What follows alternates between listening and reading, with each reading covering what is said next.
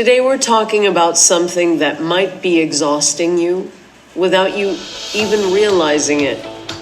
A lot of us are carrying things that were never ours to carry. Other people's emotions, their expectations, how they see us, even their problems. And the more you take responsibility for all of that, the heavier life starts to feel. So today we're going to break down what is actually yours and what definitely isn't.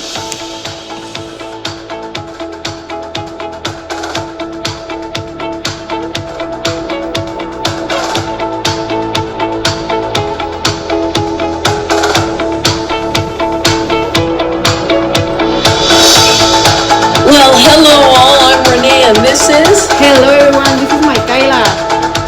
How are you? I'm pretty good, except I have a bit of a cold, and you do too, Michaela, don't you? Yeah, it's been a week or so. Oh. Well, the weather's not helping, but it's okay. Yeah, here too. I don't know. I mean, I got a stuffed up nose, and guys, I guess you can relate. You know, you can deal with a stuffed up nose in the day, but when you go to sleep, it's kind of a problem. I don't know. Yeah, it's like you realize, and your throat dries up. It's uncomfortable. Yeah, it's like the song, what doesn't kill you make you stronger. So let's see it that way. Yeah, I guess so. And well, today's episode is going to be about, okay, Michaela said, what doesn't kill you makes you stronger. And at the same time, hey guys, you are not responsible for how people feel. Okay, we're going to get you through this because a lot of people get into like guilt relationships.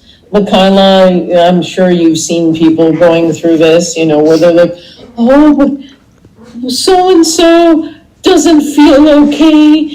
They're crying. I mean, have you seen people or talked to people like that? I think we all been there at some point because we tend to carry other people's feelings or emotions because we want to help them, we want to be there for them, we want to understand them, we want to be empathic, we want to, But I think that we misunderstood exactly what empathy means sometimes. Well, yeah, I mean, sometimes we take on an extra load. I mean, like if the person, for example, is like, you say, hey, I like blueberry pie, and then you look to the person and their faces are like, cringe, and you're like, did I say something wrong? Did I upset them? Should I have handled that differently over blueberry pie? Okay? Like you're sweating and whatever, and then you're like, hold on, I was just talking about blueberry pie. Exactly. Right? So, I mean, like how grave, how deep or difficult can that be, right? And but if you like the person, if you're into the person, you might be like, oh, you're replaying conversations in your head. Oh my goodness, I told them that I was allergic to blueberry pie, or I told them my grandmother made the best blueberry pie in the neighborhood. Again, is this an important conversation, even if you're replaying it in your head? But maybe they thought that there was their grandma who used to do it. And that's why it was a problem. Because in this case, my grandma was a good one, was the owner of the best recipe of blueberry. But yeah, I get what you say. And yeah, sometimes we are like, we were just talking about some random stuff. And suddenly it looks like you just did something to upset them, sorry, or like you were trying to make them feel bad or something, and that wasn't your intention. And that's when we start to feel uncomfortable because we are like, but what the hell happened? And we start having these troubles because we don't understand why this person react that way, or if we did something wrong and we want to fix it, and we start, as we were saying, trying to carry what was wrong with this person, when it's possible that it has nothing to do with us, but something that this person had in his head that just, triggered the thing. Yeah, and there's a lot of triggers. And I mean, like, for example, if you really like the person, you try to edit yourself, right? Subconsciously or unconsciously, depending, right? You're like, you try to be more demure with your words, But if you somewhat dislike this person or have an agenda with them, maybe you want to make them feel bad. So, for example, if you're editing yourself, you're going to be like, there's many a place where they make wonderful blueberry pies. But if you're trying to get back at someone, you're going to say, my grandmother's blueberry pie was supreme. And, the other day I tried Melissa, on such and such a street, I tried a mediocre blueberry pie. You're sending a direct to whoever. Depends on your intentions, right? But you can, with the latter, you can make someone feel hurt, or they can make you feel hurt if they're using the same strategy, right? Yeah, but I think at the end of the day, you will react in ways that it's kind of a reflection of your own story. Yes. The things that you carry. Maybe you are so... I'm going to say that. Sometimes we have a very, very bad week or day or couple of days, and we are exhausted. Mm-hmm. And somehow when someone is telling you something, the way they are talking to you, or process what you're saying, is taken in a very bad way, because they are actually so tired that the way they are reacting or answering to you about something is a reflection of their own maybe wounds in that moment, fatigue, or maybe an emotional state of mind that they had at that moment in time, because they are exhausted and they are reacting because of how they are feeling in that moment, and it has nothing to do with you. Exactly. Well, that's what I wanted to say. Whether it's you or the other person, they could, if it's the other person, they could be reacting from their own wounds, from their own expectations, from their own emotional state, and vice versa. Like maybe you're attacking. Let's say you went on a date with a guy who took you to have supposedly, in his opinion, the best blueberry pie, and you're there with him, and you suddenly burst and you say, this blueberry pie sucks. And I had better blueberry pie at Dairy Queen. Not even that. Yeah. And everybody's like, what? And then you're like, yeah. That, and that's coming. The thing is, we usually don't get that. The emotional state, very few people get emotional states. Like, they'll take offense immediately. Oh yeah, a lot of people do that. But I think you cannot spend your time taking responsibility for that person might feel at this moment, or saying to you. Because if you do that every single time that someone is like being rude to you, or tough, or have a different opinion, and you start to try to win the argument when it's a stupid argument or something. Yeah, she's right. She's like, I know, right? But you will never be at peace with yourself or in any way with anyone, because you start to overthinking what kind of things you might say or not say because you don't want to upset someone. But it doesn't matter what you're going to say or do, because there is no way to not upset someone, because you don't know in what state they are actually at that precise moment. We know that we all have emotional problems. We all have. I mean, we are not perfect. We are humans. We have baggage. We have a lot of things that we carry since we are kids, a lot of problems that we might have at work, or family things or work things, and all this kind of situation puts you in a different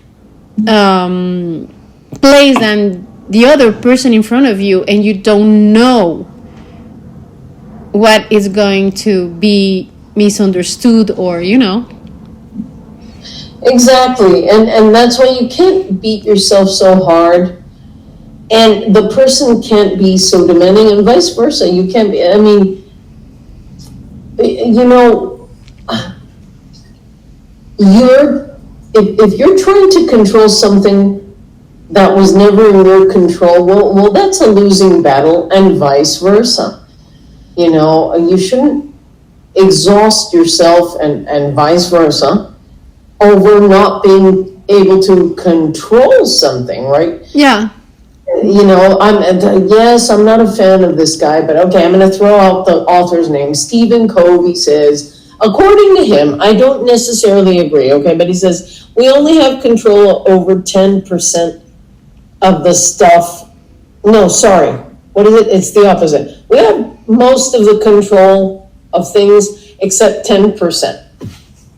Now, do I agree with that? Not entirely, but for example, controlling how people see you. I mean, please, this is just my humble opinion.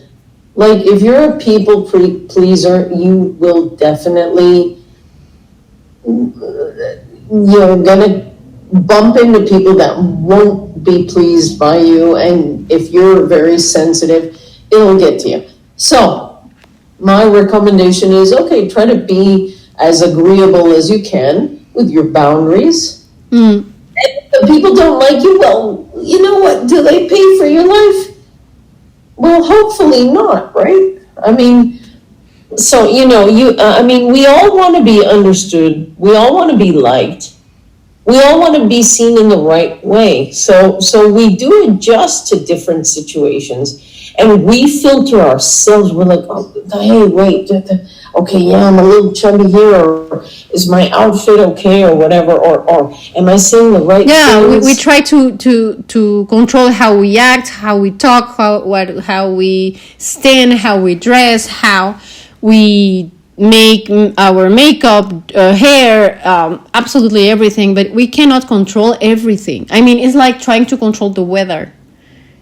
You cannot control the weather. It's the same thing. You cannot pretend that maybe you know someone who doesn't like you, and because of that person, another person is maybe not going to like you because this person has already said a lot of things about you. And this person will just say, okay, so we don't like this person. And she is not even trying to know you. It's like when you're a kid and you're like, okay, so today we are best friends, but we don't like this person because this person was mean to my friend and we don't like her. Or she's new and she's pretty and she is going to be maybe the next popular thing so at school, so we don't want her in our group, so we don't like her.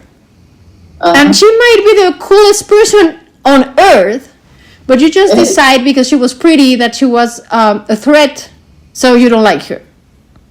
Exactly. And I mean, we can go beyond what you just said. Today, literally, I saw a short on octopuses. Guess what?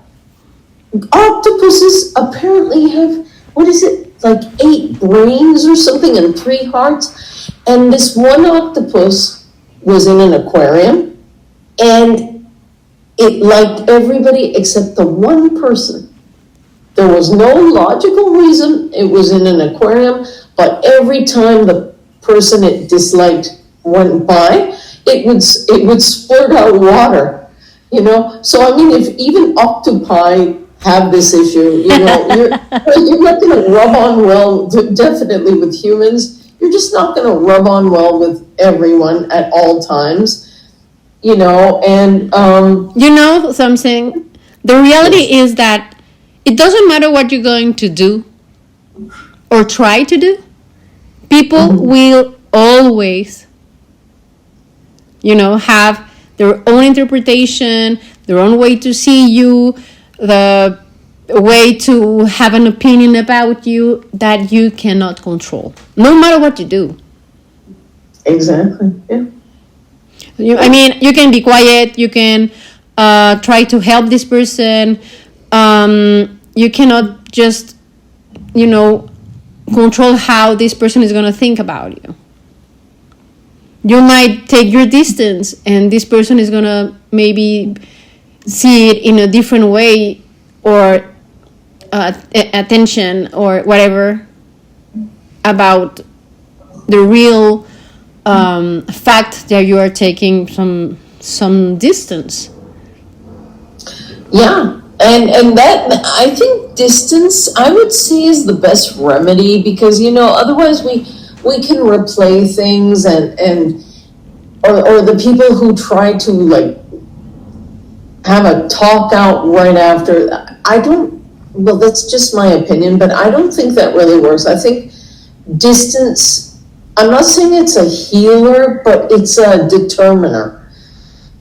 It helps people clear their minds. Yeah. And at every level, whether it's romantic or within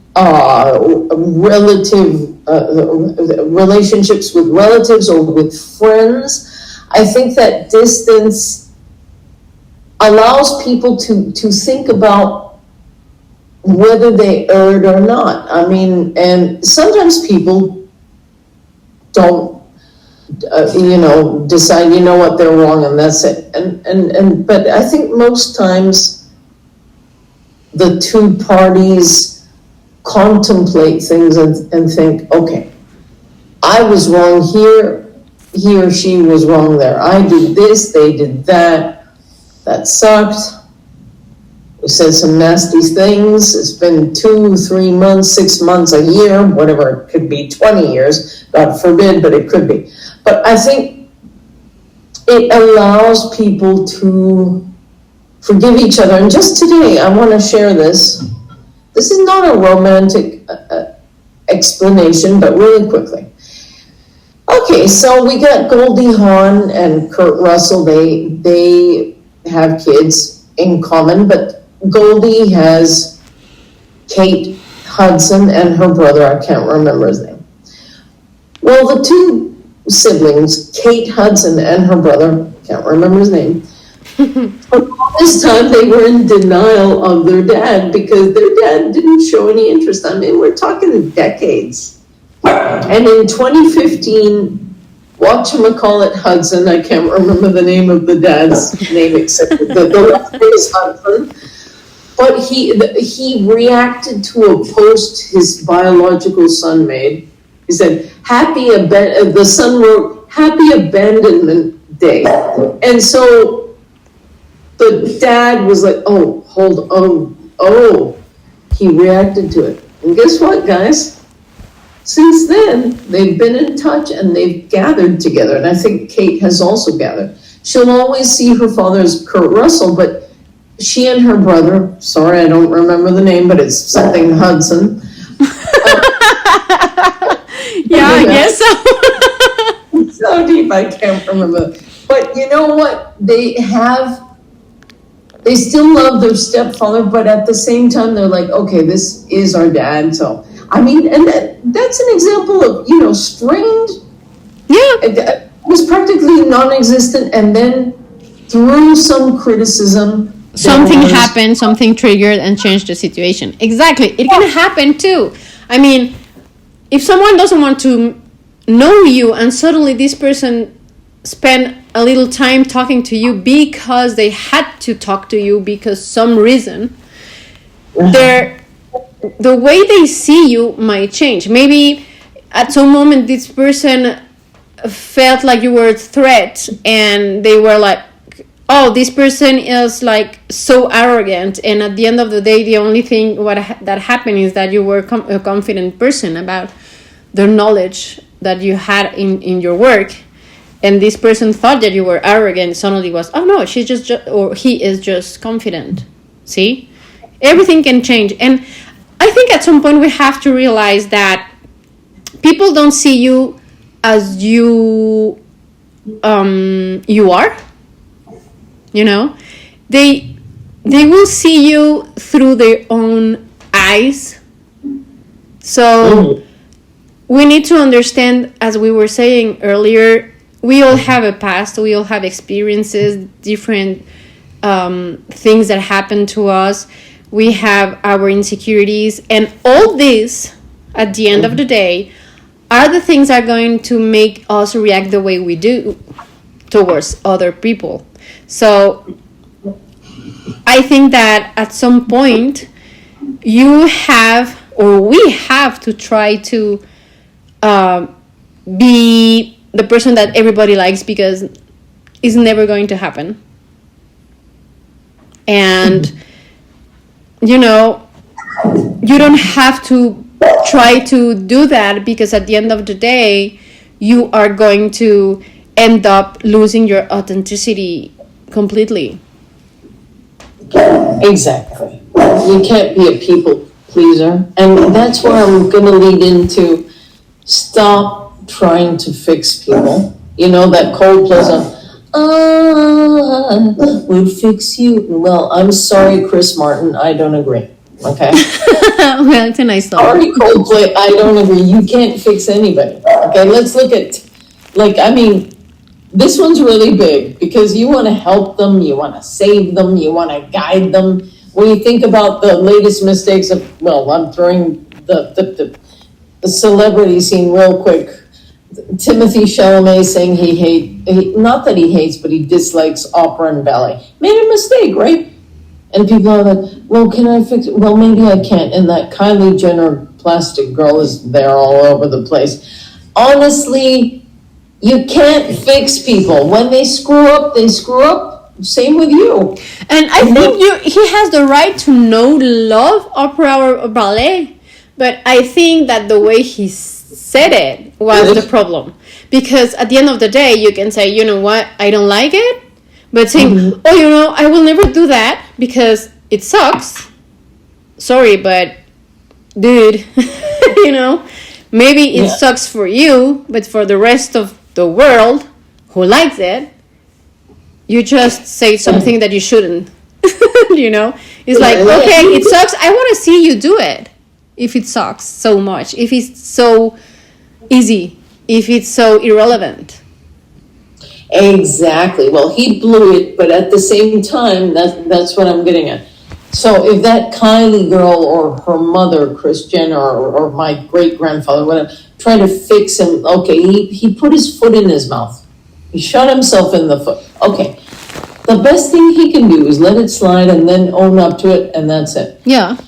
People trying to fix him, and, for example, imagine now that he said all that baloney, that they get him and they're like, you know what, because you said that, we want you to play Rudolf Nureyev or maybe Mikhail Baryshnikov in a feature film. It's like, oh my, what? You're trying to fix what he said just by making him do ballet, and he doesn't even look like those two top, Rudolph is dead, but it's ridiculous. And this is the thing. When somebody screws up, okay, they screw up. And honestly, the best thing to do, in my opinion, is don't try to fix them. They gotta fix themselves. Right? Absolutely. And it's not just because you say something wrong, but sometimes we have things in us that are kind of broken, and we want to help them to fix what is broken, but we can't fix them. It's like having a husband and trying to fix all the problems that he has. You can talk to him and tell him, you have this, and this. You have to work in this, that, and that. And because if you want to change some things in your life, you have to work in those things. But that's all you can do. And you may have fights about it. But if this person doesn't want to change the way he do things, or the way he sees this problem, or the way to fix it, and he's just, running in circles because he's trying to fix something, doing the same thing all over again, you even spend a year trying to make him see that, but he doesn't want to fix it. There's nothing you can do. And you can try to ease some situations for him, but at the end of the day, he's not learning anything about it. Exactly. So you have to learn. Maybe this person will never learn something that is so obvious for you, because you are telling him, you want to fix this maybe relationship with someone, but you are doing the same thing that this person is complaining, and you don't see it, but you are so afraid to lose this person that you continue to do the same and the same and the same and the same, and you're expecting a different result, and you are like, that's never going to happen. If you want to fix things, you have to change the way you do things.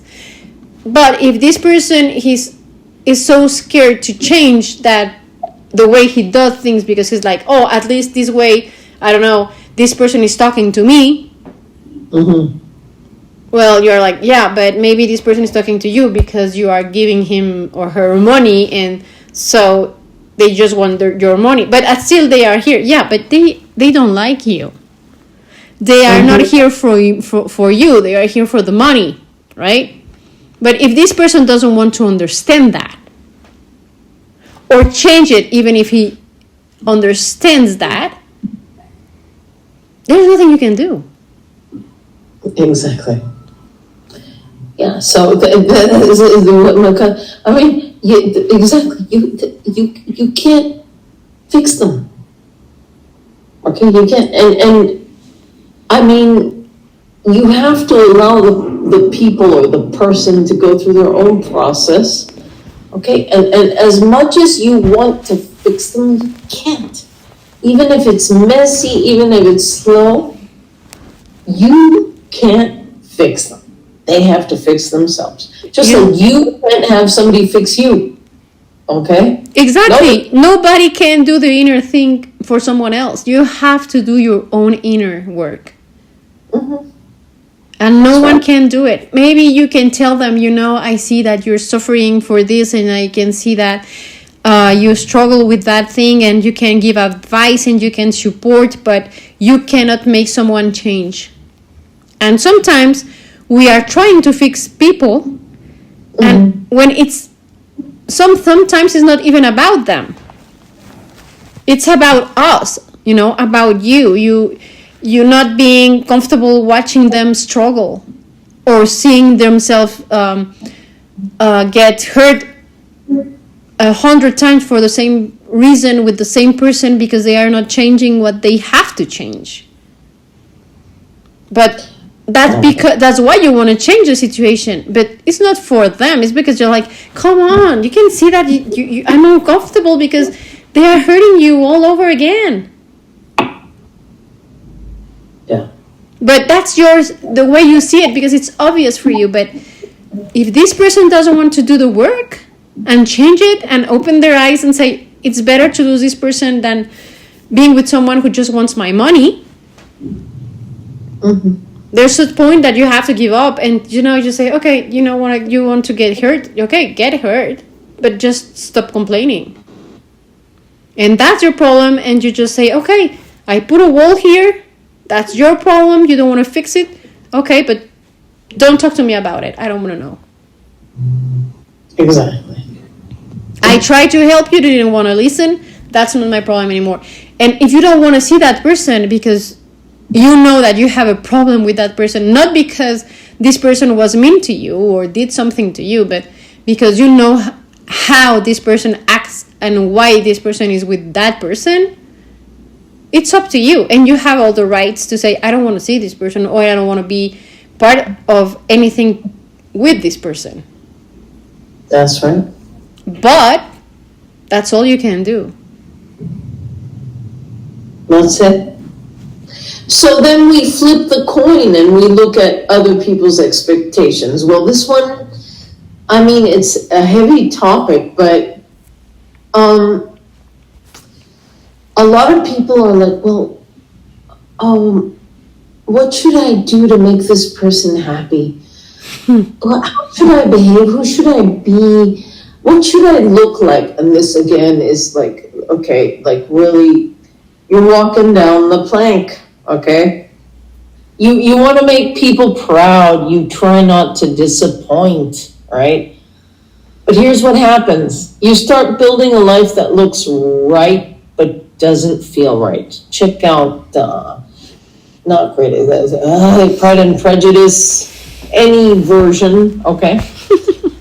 Because it's not yours to begin with. And no matter how much you achieve, like no matter how much you like Elizabeth Bennet, okay, who wasn't the favorite, by the way, it never feels like enough, you know, because you're chasing approval, right? And that really is not alignment. That's like walking on gelatin, you know? It's like, you know, I'm trying to make you as happy as I can, as satisfied as I can, and trying to look my best, whatever, and yet I still feel there's a flinch of disapproval. Well, then you shouldn't be in that situation, in my opinion. It's like you're wasting your energy.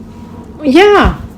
You know? It's like having maybe a family where both of your parents are doctors or are in the medical field, and you have good grades at school, and your dad has all the expectations of you to be a future doctor or something in the medical field, and what you like in life is drawing, you know, and you're like, but I don't want to be a doctor, or I don't want to have something to do with medical field. I want to be a painter, paint walls or paint, I don't know, whatever, you know, or maybe I just want to make comics or mangas or whatever.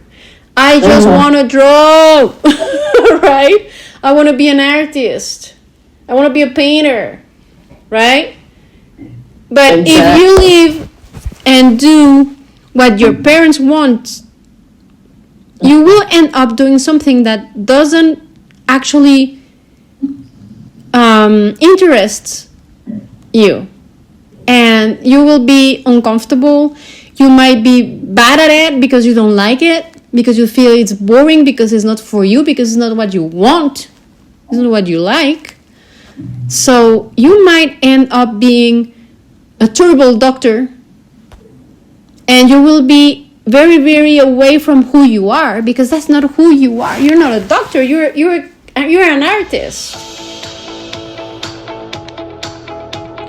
Looking for real conversations about love, connection, and everything in between? Listen to Love Hacks, honest, heartfelt, and in 4 languages: English, Espanol, Francais, and Portuguese. Find your version wherever you get your podcast. See you soon. You cannot live your life, because other people have expectations. It's like another example, who is one of the biggest conversations I always have with my husband, is we do not agree about this. It's like, people make you happy and bring you peace. And I'm like, no, No one can bring you peace. You are the only person who can bring peace in your life. You can be someone who are with someone who is at peace, but you trying to make this person responsible of your peace. You are the one troubling the peace of the other person. You are constantly bothering this person because you want them to carry your problems and make you feel happy and, fulfilled and at peace. But no one can do that but you. I disagree. But you can disagree as much as you want. It's the way it is. Even if sometimes he's like, you don't care about anything. I'm like, no, I care about a lot of things, but I'm not just jumping, my horses every single time, because if I have a solution, I don't see why I have to be all stressed up. And if I don't have a solution because there is none, well, there's no reason to be all stressed up. Oh, it's so easy to you to say because you don't care. No, it's not that I don't care. It's that I just make peace with that. And that's not because of you. It's because I work hard to get there. Like, what's the point to be all stressed up if I have a solution? Mm-hmm. Just focus and find the solution. But if they are telling me, you're going to die in 4 days and there's nothing we can do, well, it's better to be at peace with it, because no matter what I do, I'm going to die in 4 days. So, I have two choices: to be all stressed up and spend the last 4 days of my life crying and being hysterical because I'm going to die in 4 days, or say, okay, there's nothing I can do anyway. I'm going to die in 4 days. What can I do to spend the best of these 4 days in my life? Oh my God, go parachuting or go bungee jumping. Exactly. And they will say, well, but it's dangerous. I'm like, whatever, dude, I'm going to die in 4 days. So if I die one day or another day before the 4 days, it doesn't really matter. I'm gone in 4 days. So the thing is, I can take things and process things and make peace with the situation and find the best way to go through the situation I'm living. Uh-huh. Because your life, you're always going through something. Even if you're crossing the street, you have to be careful, because otherwise some truck can just crash and end with your life. So run over you and you're done. So no matter what you do, you're going through something. And it's stupid to say, but you are taking a shower and maybe your life is in danger because you're going to, sleep and kick, and maybe your head is going to, bump in the wall and you're going to die at the moment. So you have two ways. Go with the flow and play it cool, or be stressed all the time. And some people are always stressed and they want people to go in their life and get married or be your friend and understand everything and, it's going to be all right, and carry all the feelings that they have. Mm-hmm. Because they think that if you do that, they will feel peace. But that's not your job. Exactly. My job is to work on my feelings, not with your feelings. My work is to be as fine as possible I can be. But I'm not the person who has to carry all your problems, your emotions, because you think that way you're going to be okay and feel at peace and happy and completely complete. You know what I'm saying? Yeah. That's not my job. So I don't have to carry all your expectations, because some of your expectations are impossible to meet, like me trying to be the one who is the one who has to make you feel at peace. No, I cannot do that because that's not something that I can do even if I wanted to. I cannot do that because you have to work on what the heck is making you feel so stressed or unhappy, or work on that. But don't ask people to be the ones to fix you, because again, you cannot meet that expectation. Yeah, you shouldn't fix and they shouldn't try to fix you. Exactly. And they don't. And another thing is, when people want to fix you, they want them, the way they want to fix you is they want you to be what they want you to be. And you cannot be something that you are not, or something wants you to be. You are going to change the things that, in your opinion, in your meditation, or in your therapy, are the things that you know that are break or didn't work in your life because they are causing you trouble. And that are the things that you're going to work on, not the things they want you to change. You change what you need to change for you, not for them. Yeah, exactly. For you, not for them. And well, I mean, from a personal perspective, you have to look at how people treat you, right? Also, if they treat you badly, honestly, it's hard not to take it personally. Yeah. You start questioning yourself, right? Did I do something wrong? Am I not enough? But the way someone treats you is not a reflection of your worth. And this is very important, guys. The way someone treats you is not a reflection of your worth. It's a reflection of where they are, their freaking problems. I wanted to use a worse word, but I didn't. Their stress, their wounds, their emotional capacity or incapacity, their lack of empathy or empathy. Usually people, well, I don't want to make this a general rule, but often people don't give you what you deserve. They give you what they have. Well, that's very true what you just say. You cannot give something that you don't know or you don't have the capacity to give. That's something very, very real. You will love a person the way you know how to love, not the way the person wants to be loved. So in this case, it's kind of the same thing. People will treat you the way they know how to treat people.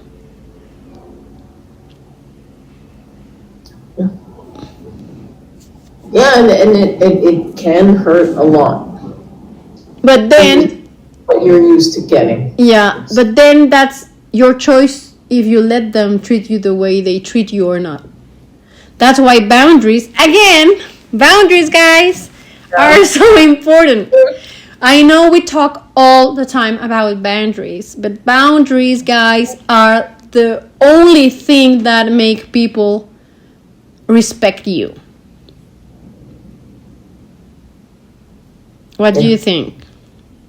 Absolutely. I think, there's no question. You've got to draw the line. You can't say yes or 3 bags full if you don't agree with certain things. I'm not saying be somebody who's constantly on the attack. What I'm saying is, if there's something that you really, that just, for example, I'm going to throw 2 examples, very different, one from the other. The first is a person who says, if you're married, but you're tempted, go with it. And you're like, hold on, wait, but you got married. Are you in an open marriage? If the person says no, bail, okay? Because if you got married, supposedly you're committed to one another, right? Now, if you've established that it's an open marriage, a la Goldie Hawn, who, not with Kurt Russell, I don't even think she's married him, but she had that idea, supposedly, there are couples that work with open marriages. Do I love the idea? No, but that's just me. But at least it's in the open. It's clear. And clarity is key, right? Now, the other example is, being yourself in public. Like, you have the right to express your opinion. Yeah. And if somebody comes after you in a hard way, trying to shut you down, and you're just like, I'm not offending anyone. I'm sharing my thoughts. That's where you have to hold your own. Like, you can't let that person shut you down and have you say, yes or 3 bags full, I'm not going to open my mouth. This is not even a romantic situation. This is one where maybe you were talking about politics or ideals or whatever. Nobody has a gun or anything like that. You have your thoughts, and somebody tries to cancel you in your face without reason, because you're just, I say, folks, hold your own. Yeah. Okay? And those are two examples. You have to hold your own. Obviously, if you go bananas like in the Joker, okay, that's kind of extreme, right? Like, really, the Joker with Lady Gaga, I didn't watch that movie, but just the clips, I'm sorry. Those are extremes. Most people will want to express themselves within reason. Because that's the majority of us. Most of us will do that within reason. We have the right to disagree or agree. We don't need to be Baba Black Sheep. Or am I the most popular person because I follow such and such a trend? Have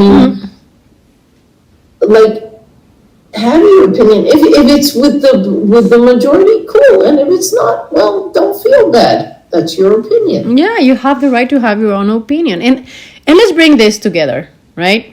Remember, it's very important to get that, because it's going to change a lot of things when we get that. If we understand that someone else's emotions are not our responsibility, if we understand that someone else's perception is not our responsibility, if we understand that someone else's healing is not our responsibility, and someone else's expectations are not our problem, or the way people behave are not our problem either, if we understand that, believe me, a lot of things will change. We won't carry anything else, so you are going to feel lighter, right? Because you're not carrying things that they are not yours. You will stop over caring about things that you shouldn't care about. You will be seeing that you are actually not overthinking anymore. Like, you stop overthinking every single text or every single thing that you wanted to say or do or whatever because you were afraid of. You will stop trying to control every single thing to be in that position of, I want to say power, but it's not actually power. It's more like trying to control every single reaction that people might have or feel about you. So you won't care because you're not going to carry that anymore. So at the end of the day, you will end up just focus on your life. Yeah. And that's it. So they will grow, right? You will feel at peace because nobody is gonna bother you anymore. You will be following your own direction because the moment you stop carrying all the things that are not yours, but finally you will feel lighter. Exactly. You don't need to worry about other people's emotions because they have to learn to handle them. You can help them out, but you do not need to absorb their grief or their frustration or their anger irrationally. You do not need to allow them to influence how you feel because they feel like shit. Exactly. If they feel Okay. like shit, you don't have to be like shit either. I mean, that's their problem, how they feel. That's the problem. You go swimming or biking or running. I always recommend physical activity or music or something that cuts you off from that, because that's their problem. They want to be bitchy for free.